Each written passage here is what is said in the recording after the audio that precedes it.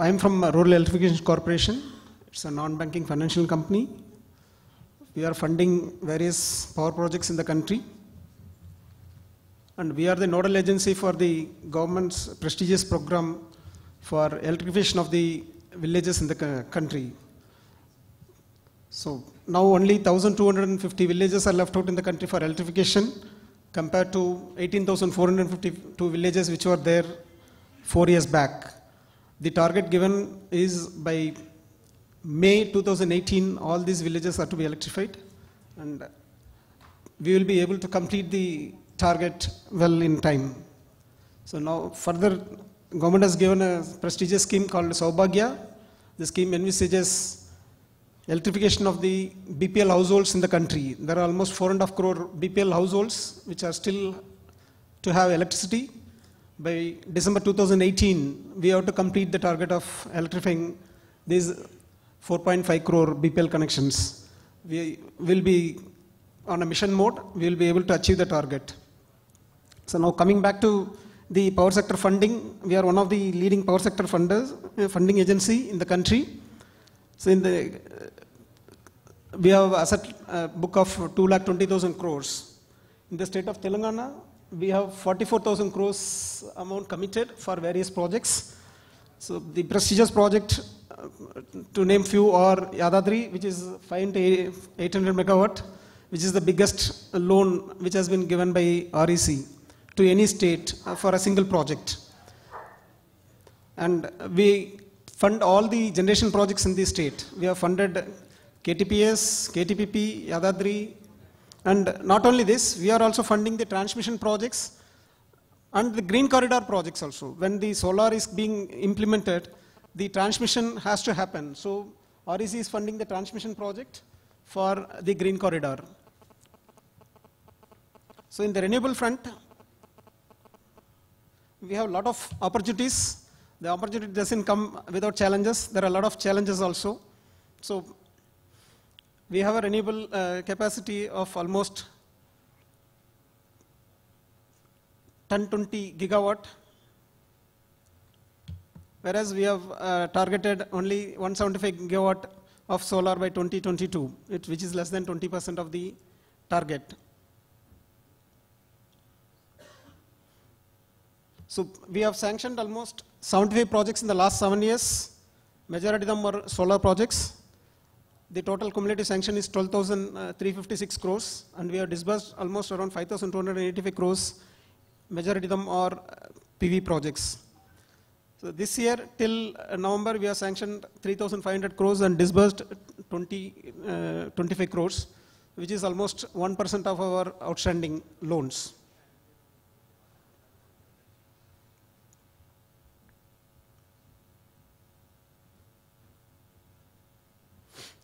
So this is our interest rate.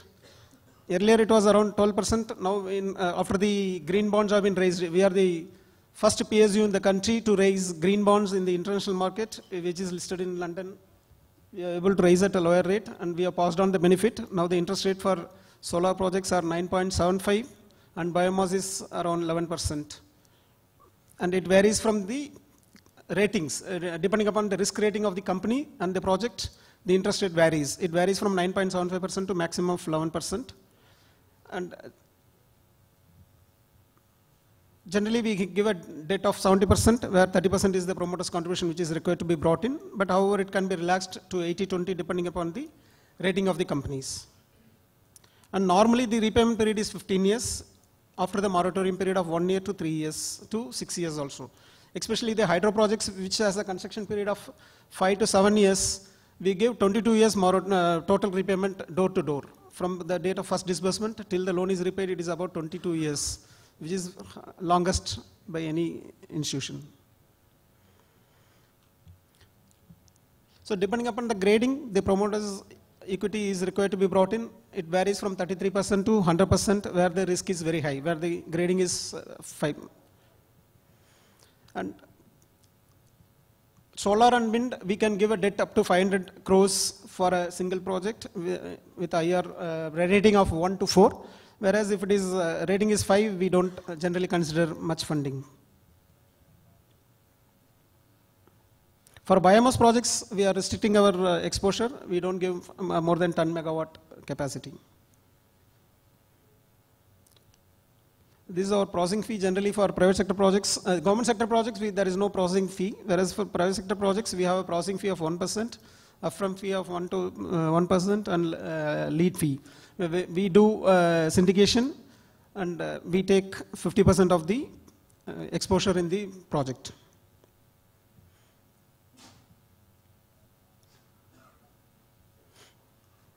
These are all some issues which we are facing in funding the renewable energy projects. The yield assessment is a big issue. There is a quality of the equipment that is also a major issue which we are facing.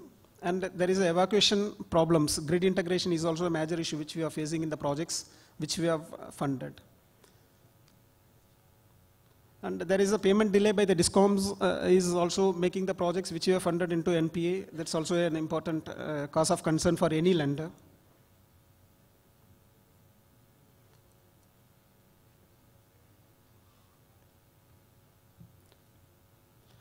We have, based on the issues and challenges, we are also trying to refine our guidelines. We have now increased the total tenure from 15 years to 20 years based on the appraisal mechanisms. If the project has to pay back over a period of 20 years, we extend the repayment period accordingly. And moratorium period is also extended, which can be from 6 months, now it is 1 year. Further it can be extended. Since the projects are getting bigger and bigger, so we are also increasing our loan ticket size. Earlier we were financing only up to 100 crores, 150 crores. Now we are funding up to 500 crores for solar and wind. And consortium also we can fund up to 500 crores.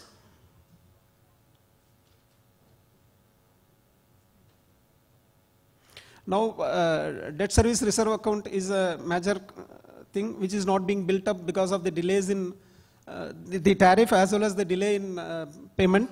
So what we are doing is while appraising itself, we are keeping this as a cushion. So we are funding the 1 quarter DSRA in the project itself. And after the project is completed, we are further reduce the interest rate by 0.25 basis points. 25 basis points we are reducing. And the repayment option, the reset options are 1 year, 3 year, 5 year, and 10 years. And nowadays, we are not charging any prepayment premium if the loan is 3 years, 5 years, and 10 years tenure.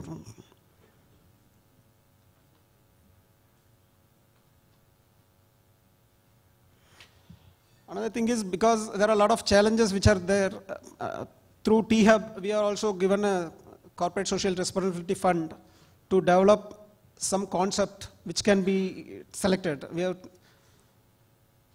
taken T-Hub's help. We have selected 30 engineering colleges. Each engineering college will have 5 professors. Each professor will guide 12 students. So out of 1,800 students, 30 students' projects will be selected for further development, and out of which 3 final students' projects will be taken up for further incubation and development. Thank you.